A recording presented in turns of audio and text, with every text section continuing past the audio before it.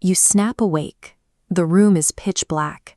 You glance at the clock, see it's 2 a.m., and immediately start the anxious mental math of how few hours are left before your alarm goes off.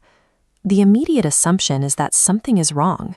You worry about insomnia, a broken biological clock, or a medical malfunction. But your brain is not malfunctioning. It is trying to access a state of mind that has been buried under a century of artificial light. For 99.9% of human history, sleeping in one continuous 8-hour block was not the standard. It simply did not exist. We lie in the dark and feel anxious about being awake. But for your ancestors, this exact window in the middle of the night was the most peaceful part of their day. We pathologize this midnight wakefulness today only because we have forgotten that it was once our normal baseline. Before artificial light, survival was tied to the sun. When it went down, activity stopped. Moving at night meant becoming prey to nocturnal animals. Historian Roger Eckhurch spent 16 years auditing the historical record. He uncovered over 500 distinct references to a completely different human sleep architecture. The night was divided into 2 phases, a first sleep and a second sleep, separated by a quiet window of pure wakefulness in the middle of the night. Ordinary people relied on this wakeful time. They used it to visit neighbors, reflect on their day, or write in illuminated manuscripts.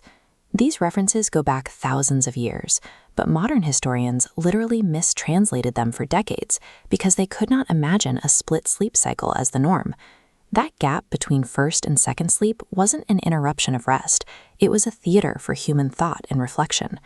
To test this, psychiatrist Thomas Ware ran an experiment, leaving subjects in 14 hours of darkness every night. Within weeks, subjects automatically broke their sleep into 2 4-hour blocks, separated by a wakeful gap. During that gap, the subjects weren't just awake. They described feeling peaceful and reflective, entering a state that most modern humans never experience. Their brains were producing high levels of prolactin.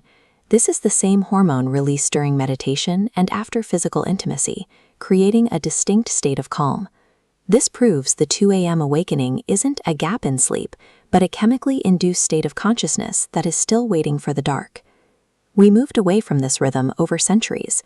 The shift began in the 1600s, when King Louis XIV ordered the streets of Paris to be lit with lanterns to deter crime. The commercialization of the electric light bulb accelerated this change. A 300,000-year-old biological rhythm was pushed out of daily life in a single generation.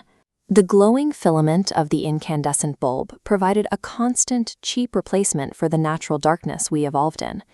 Exposure to artificial light late at night suppresses melatonin, the hormone that regulates your sleep. It physically tricks your brain into believing it is still daytime. Modern midnight anxiety is simply an ancient biological program clashing with modern electrical hardware. So stop fighting the 2 a.m. wake-up.